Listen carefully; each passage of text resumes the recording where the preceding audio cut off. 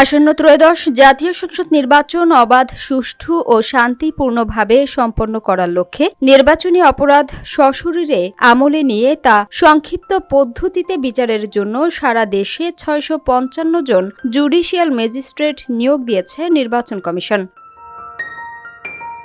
নিয়োগপ্রাপ্ত বিচারকরা আজ মঙ্গলবার থেকে ১৪ ফেব্রুয়ারি পর্যন্ত মোট ৫ দিন প্রথম শ্রেণীর ম্যাজিস্ট্রেটের ক্ষমতাবলে দায়িত্ব পালন করবেন।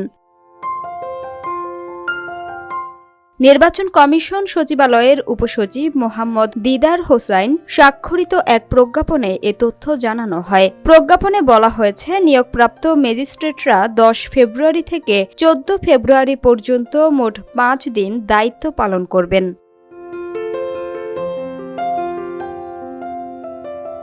অর্থাৎ ভোট গ্রহণের পূর্বের ২ দিন, ভোট গ্রহণের দিন এবং ভোট গ্রহণের পরের ২ দিন তারা প্রথম শ্রেণীর ম্যাজিস্ট্রেট হিসেবে দায়িত্ব পালন করবেন। আইনি এখতিয়ার প্রসঙ্গে প্রজ্ঞাপনে বলা হয়েছে, the representation of the people order ১৯৭২-এর অনুচ্ছেদ ৮৯-এ প্রদত্ত ক্ষমতা বলে গত ৫ ফেব্রুয়ারি তাদের নিয়োগ দেয়া হয়েছে।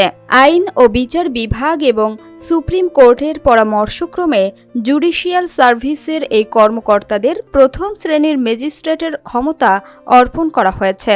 তারা মূলত নির্বাচনী অপরাধসমূহ যেমন ভোটদানে বাধা প্রদান, কেন্দ্র দখল, বিশৃঙ্খলা সৃষ্টিসহ বিভিন্ন তফসিলি অপরাধের ক্ষেত্রে the code of criminal procedure ১৮৯৮-এর ১৯০ ধারা অনুযায়ী তাৎক্ষণিক বিচার কার্য পরিচালনা করবেন।